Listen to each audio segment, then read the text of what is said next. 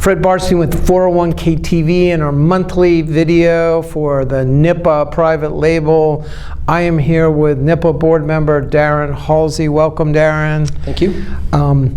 Okay, if we ask you a few questions. Absolutely. So Darren is an owner and senior plan consultant with Premier Retirement Plan Services, which is in the Portland area.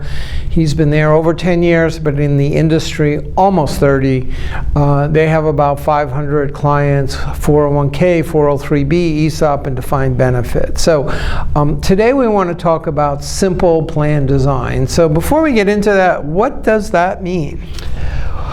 Well, simple plan design can really relate to any of the features in the plan, such as eligibility. Right. Do you want to have differing eligibility between the deferrals versus the employer contributions, for instance?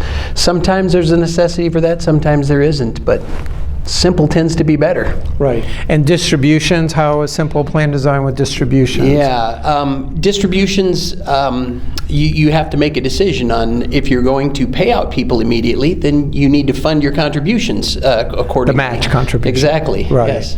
And so you have to be careful that you're doing that, coordinating that. So why is simple plan design so important?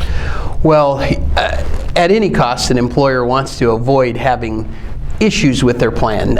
Simpler plans are easier to administer. Right. You're much less likely to get into problems, much easier to explain to participants, and as you know, communication is one of the biggest things with a plan. And it's also easier to set up with your record keeper, that integration with the record keeper. Yes, you know, anything that can be made easier, simpler, is going to be to your advantage. Again, just much easier to explain. And simple doesn't mean you're sacrificing, right? No, quite often plan design is made complicated just to be complicated when it's not really necessary. There's equivalent things you can do and yet still make it very administrable, make it easy to work with. So what's the advice first thing plan sponsors should do?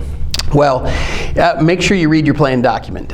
Make sure you understand what it says, and if you don't, you know, certainly reach out to your TPA and have them explain what you don't understand. Make sure that you are operating in a manner that's, again, easier to administer, easy to explain. Because the plan document, it could have been things added on without really saying, okay, does this all make sense holistically? Yeah, that happens quite often. That happens a lot. So start from scratch, make sure it's simple, easy to understand, easy to administer, but also easy to communicate to your participants. Communication's important. That sounds like good advice. Thank you, Darren. You're welcome. And thank you for watching 401k TV and the Nipa monthly video.